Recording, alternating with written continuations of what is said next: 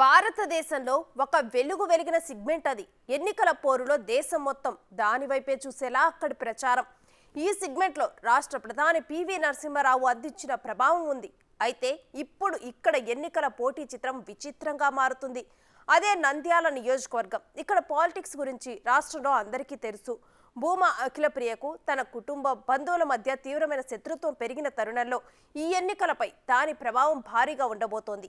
ఇంతకు భూమా కుటుంబంలో జరుగుతున్నది ఏంటి? నంద్యాల పాలిటిక్స్లో ఏమవుతోంది?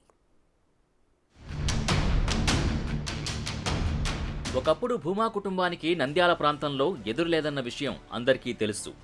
తల్లిదండ్రులిద్దరూ మరణించిన తర్వాత ఆ కుటుంబంలోని వారంతా ఎవరికి వారే అన్నట్టుగా తయారయ్యారు. కుటుంబ పరిస్థితులతో పాటు రాజకీయ పరిస్థితులు కూడా తారుమారయ్యాయి.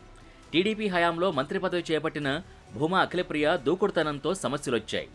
అయితే గత ఎన్నికల్లో ఆమె ఓటమి తర్వాత మొత్తం కుటుంబం అఖిలప్రియకు దూరమైంది. ఇప్పుడు నంద్యాల జిల్లాలో భూమా కుటుంబంలోనే ఇద్దరు అన్నదమ్ములు అసెంబ్లీ సీటు కోసం టీడీపీలో ముమ్మరంగా ప్రయత్నాలు చేస్తున్నారు. ఇంతకుముందు ఆళ్లగడ్డ నుంచి ప్రాతినిధ్యం వహించిన అఖిలప్రియ గత ఎన్నికల్లో ఓడిపోయారు. వచ్చే ఎన్నికల్లో నంద్యాల నుంచి తన తమ్ముడు భూమా విఖ్యాతరెడ్డికి సీటిప్పించాలని ప్రయత్నాలు చేస్తున్నారు. కాగా నంద్యాలలో తన అన్న మాజీ ఎమ్మెల్యే భూమా బ్రహ్మానందరెడ్డి ఇన్ఛార్జిగా ఉన్నప్పటికీ అఖిలప్రియ తన ప్రయత్నాలు తాను చేస్తూనే ఉంది. అఖిలప్రియ తీరు నచ్చని ఆమె సోదరుడు భూమా బ్రహ్మానందరెడ్డి అఖిలప్రియకు దూరంగా ఉంటున్నారు.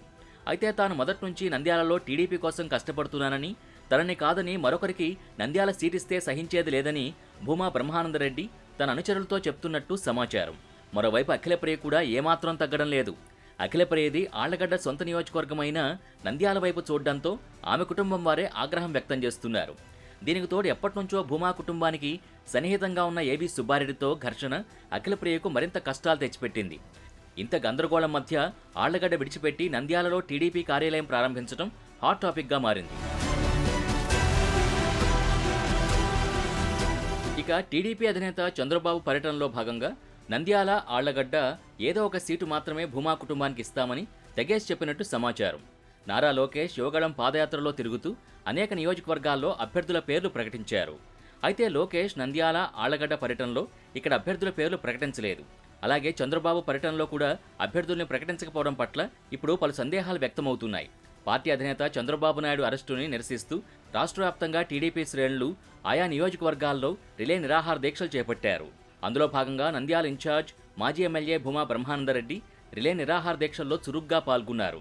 అయితే అఖిలప్రియ కూడా నంద్యాలలో తన తమ్ముడు జగద్విఖ్యాతతో తన అనుచరులతో రిలే నిరాహార దీక్ష శిబిరాన్ని పోటీగా ఏర్పాటు చేశారు. దీంతో భూమా కుటుంబంలో వర్గపోరు తారాస్థాయికి చేరినట్టు పార్టీ వర్గాలు భావిస్తున్నాయి. అయితే భూమా కుటుంబం వ్యవహార శైలితో చంద్రబాబు నాయుడు ఆగ్రహంగా ఉన్నట్టు సమాచారం. లోకేష్ పాదయాత్రలో అఖిలప్రియ ఏవి సుబ్బారెడ్డి ఘర్షణ పడ్డం చూసి ఆగ్రహం వ్యక్తం చేసినట్టు సమాచారం. మరిప్పుడు ఎన్నికలు సమీపిస్తున్న వేళ అఖిలప్రియ నంద్యాలలో వర్గాలు ఏర్పాటు చేయడంతో టీడీపీకి నష్టం వాటిల్లుతోందని, కాబట్టి పార్టీ ఆదేశాలను ధిక్కరించిన వారిపై కఠినంగా చర్యలుంటాయని చంద్రబాబు అన్నట్టు సమాచారం. భూమా కుటుంబం కలహాల వల్ల నంద్యాల సెగ్మెంట్లో టీడీపీ పార్టీ క్యాడర్కి ప్రజల నుంచి అనేక రకాలుగా వ్యతిరేకతలు రావడంపై కూడా పార్టీ అసహనంగా ఉంది. పార్టీకి కంచుకోటలా ఉన్న నియోజకవర్గాల్లో వ్యతిరేకత పెంచినందుకు పార్టీ నుంచి ఉన్నత పదవుల నుంచి తప్పించి కొత్త వారిని నియమించాలని అధిష్టానం నిర్ణయిస్తుందని రాజకీయ వర్గాలు చెప్పుకుంటున్నట్టు సమాచారం. వ్యక్తుల కంటే పార్టీ ముఖ్యము, దాన్ని గమనించాలి. ప్రతి ఒక్కరు కూడా వీడికిగా కొంతమంది లీడర్లు వచ్చి వాళ్ళందరికీ కూడా పార్టీ ముఖ్యం కాబట్టి ప్రతి ఒక్కరు తెలుగుదేశం పార్టీ అది ఇన్ఛార్జ్ ఎవరైనా కావచ్చు, ఈరోజు ఫరూక్ అన్న, రేపు ఇంకొకరు, పార్టీ ముఖ్యమే, వ్యక్తి ముఖ్యం కాదు. వ్యక్తి గురించి కూడా ఫరూక్ అనేటువంటి వాడు రామచంద్రరావు సార్ చెప్పినాడు, ఆయన ఎంత సౌమ్యుడో. అంటే ఇప్పుడు సౌమ్యానికి పనికిరాదు, అది కొంచెం నేర్చుకోవాలి. ఫరూక్ అన్న కూడా ఈ వయసులో ఏం నేర్చుకుంటాను, 72లో నేర్చుకోలేడు కూడా. కొడుకన్నా కొంచెం గట్టిగా ఉండాలి. వచ్చినోడు మనవాడు, రానోడు పరాయివాడు, ఎట్లా కష్టపడాలి, ఓట్లు సంపాదించాలనేది నేర్చుకోవాలి. ఇక యువగళం పాదయాత్రలో తన తమ్ముడు అధిష్టానం నుంచి మార్కులు కొట్టేయాలనుకున్న తరుణంలో ఏవి సుబ్బారెడ్డి మీద తన అనుచరులతో అఖిలప్రియ చేయించిన దాడిని పార్టీ క్యాడర్ సీరియస్గా తీసుకుంది.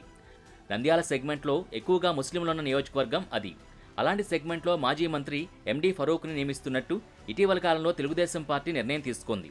దీంతో భూమా బ్రహ్మానందరెడ్డి మొన్నటి వరకు నంద్యాల సెగ్మెంట్ ఇన్ఛార్జిగా ఉండేవారు. ఆ పదవిని తొలగిస్తూ తెలుగుదేశం పార్టీ ఎండి ఫరూక్ను నియమించింది. నంద్యాల సెగ్మెంట్లో ఎండి ఫరూక్ను అభ్యర్థిగా ఖరారు చేసేసింది. ఆయన కూడా కలిసి పనిచేస్తారు. దానివల్ల కొంతవరకు అనుకుంటూ ఉంటే ఈ రాజకీయాలు అయిన తర్వాత ఎంతో నాలాంటి వారు అడుగుతారు అవసరం లేదు. కానీ కొత్త పిల్లలు కాబట్టి, యువకులు కాబట్టి మా వాడు మాట్లాడి ఉత్సాహంగా మాట్లాడతారు. మేము వయసు వచ్చిన వాళ్ళు కాబట్టి కొంత మర్యాదగా గొప్పగా యుక్తంగా సబ్జెక్టివ్గా ఉంటాం అందరికీ. కాబట్టి మీరందరూ ఏమీ అనుకోకపోతూ దీనివల్ల మనకు గ్యాప్ పెరుగుతుంది. మనం అంతరాం రాకూడదు, డిస్ప్యూట్ రాకూడదు. ఎప్పుడు కూడా రాజకీయాల్లో అందరినీ కలుపుకోవాల్సిన బాధ్యత అలాంటి వారికి మరి. కాబట్టి ఇంతవరకు దాదాపు 42 సంవత్సరాల రాజకీయాలు ఉన్నాయంటే మరి మీ అందరూ తెలుసుకోవాల్సిన అవసరం ఉంది. మొత్తానికి నంద్యాల ఆళ్లగడ్డ సీటు విషయంలో భూమా కుటుంబంలో వర్గపోరు టీడీపీకి ఎంత మేరకు నష్టం వాటిల్లా చేస్తుందోనని కార్యకర్తలు వాపోతున్నారు. నంద్యాల అసెంబ్లీ సీటుని పార్టీ అధినేత భూమా కుటుంబానికి ఇవ్వకుండా ఫరూక్కి కేటాయించడంతో భూమా వర్గం అసంతృప్తితో ఉంది. భూమా కుటుంబానికి ఇవ్వకుండా వేరే వ్యక్తులకు ఇవ్వడంతో ఎన్నికల్లో భూమా కుటుంబం ఎంతవరకు సహకరిస్తుందనే విషయంలో అనుమానం ఉంది. ఇలాంటి పరిస్థితుల్లో నంద్యాల సీటులో టీడీపీ గెలుస్తుందా? నంద్యాల ప్రజలు ఎవరికి పట్టం కడతారో వేచి చూడాలి.